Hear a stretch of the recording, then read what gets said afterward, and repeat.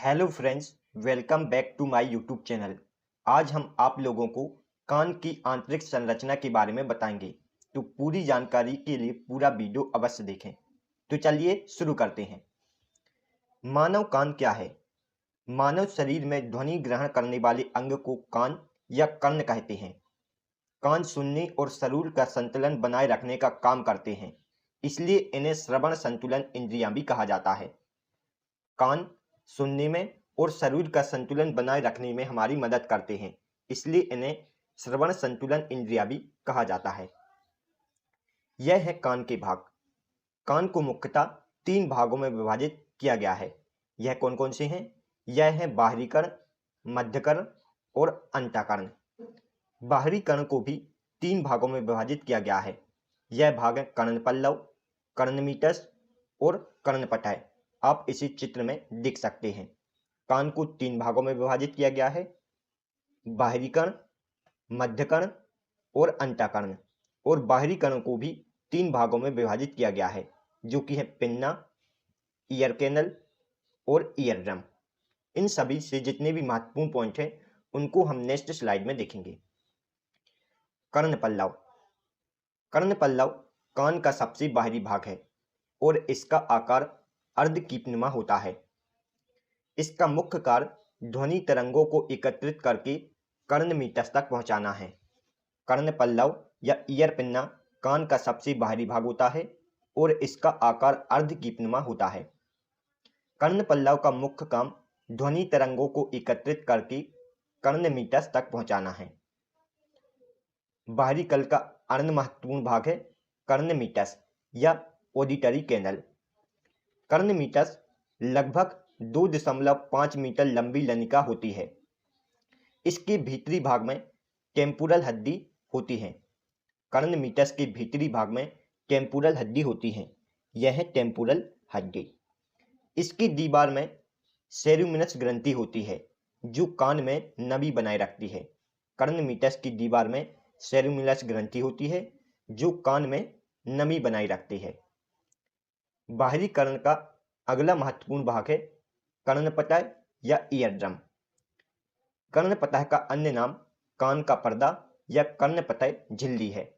कर्णपटय को कान का पर्दा या कर्णपटय झिल्ली भी कहते हैं।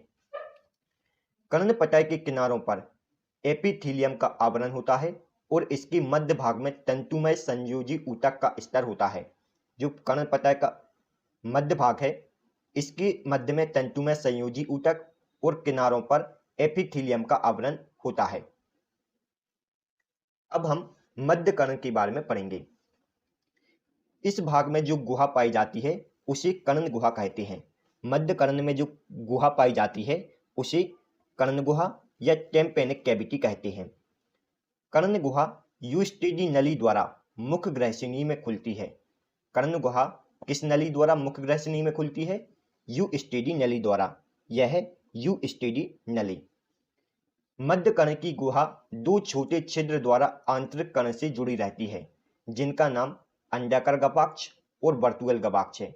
मध्य कर्ण की गुहा 2 छोटे छोटे छिद्रों द्वारा अंतःकर्ण से जुड़ी रहती है, जिनके नाम क्या है? अंडाकार गवाक्ष और वर्तुअल गवाक्ष। मध्य कर्ण में मेलियस, इनकस और स्टेप हड्डी पाई जाती है। मध्य कर्ण में मेलियस, इनकस और स्टेप हड्डी पाई जाती है। मेलियस का अन्य नाम हथौड़ा या हैमर है। कान की मेलियस हड्डी को हथौड़ा या हैमर नाम से जाना जाता है और यह कान की सबसे बड़ी हड्डी है। कान की सबसे बड़ी हड्डी कौन सी है? मेलियस। इनकस का अन्य नाम निहाई या एनबिल है। कान की इनकस हड्डी का अन्य नाम निहाई या एनबिल है और कान में सबसे छोटी स्टेप हड्डी पाई जाती है। मानव शरीर की सबसे छोटी हड्डी कौन सी है? स्टेप्स। और यह कान की भी सबसे छोटी हड्डी है। यह सभी पॉइंट आपको मध्य कर्ण के बारे में याद रखना है। अब है कान का सबसे आंतरिक भाग, जिसे अंतःकर्ण कहते हैं। अंतःकर्ण अर्धपारगम झिल्ली का बना होता है, जिसे कला लेबिरिंथ कहते हैं। अंतःकर्ण अर्धपारगम झिल्ली का बना होता है, जिसे कला लेबिंथरम कहते हैं। यह है मध्य कर्ण। यह पेरियटिक अस्थि में पैक्ष भाग में स्थित रहता है। अंतःकरण पेरियटिक अस्थि के पैच भाग में सुरक्षित रहता है। पेरियटिक अंतःकरण के भाग में एक कोश बनाती है और इस कोश को अस्थि लेविंथरम कहते हैं। पेरियटिक अस्थि अंतःकरण के भाग में एक कोश का निर्माण करती है और इस कोश को अस्थि लेविंथरम कहते हैं। इस लेविंथरम में पेरिप्लस नामक द्रव्य भरा होता है जिसमें कैल्शियम कार्बोनेट के कण तैरते रहते हैं। अंतःकरण का मुख्य भाग वेस्टिब्यूल्स कहलाता है। अंतःकरण का मुख्य भाग क्या कहलाता है? वेस्टिब्यूल्स। यह है वेस्टिब्यूल्स जो कि यूटिकुलस और सेल्यूकुलस का बना होता है। वेस्टिकुलस, यूटिकुलस व सेल्यूकस का बना होता है। यूटिकुलस से 3 अर्धचंद्राकार नलियां निकलती हैं जिनका अंतिम सिरा फूला होता है। इनको एम्फुला कहते हैं। यूटिकुला से 3 अर्धाकार चंद्र नलियां निकलती हैं जिनका अंतिम सिरा फूला होता है और इस फूले हुए भाग को एम्फुला कहा जाता है। जो वेस्टिबुलस का सेल्यूकस भाग होता है, इससे भी नलिकाकार संरचना निकलती है जिसका अंतिम सिरा कुंडलीकार रचना बनाता है जिसे कोंक्लिया कहते हैं। यह कोंक्लिया घोंघे के समान संरचना जिसे आप चित्र में देख सकते हैं। सेल्यूकस भी नलिकाकार संरचना बनाता है जिसका अंतिम सिरा कुंडलीकार रचना बनाता है और इस संरचना को कोंक्लिया कहते हैं। अब हम मानव कर्ण की कार्यविधि जानेंगे। मानव कर्ण की कार्यविधि। सबसे पहली ध्वनि पिन्ना के माध्यम से हमारी ऑडिटरी कैनल के माध्यम से ईयर ड्रम में प्रवेश करती है। ईयर ड्रम में प्रवेश करने के बाद मध्य कर्ण में मेलियस, स्टेप और इनकस द्वारा ध्वनि तरंगों को यांत्रिक तरंगों में बदला जाता है। मध्य कर्ण में प्रवेश करने के बाद ध्वनि तरंगों को मेलियस, स्टेप और इनकस की सहायता से यांत्रिक तरंगों में बदला जाता है। इसके बाद ध्वनि अंतःकरण में पहुंचती है। अंतःकरण में कोक्लिया द्वारा इसे इलेक्ट्रिक वेव में बदला जाता है और इलेक्ट्रिक वेव में बदलने के बाद ऑडिटरी नर्व्स ध्वनि को मस्तिष्क में भेज देती है। इस प्रकार हमारा कर्ण वर्क करता है।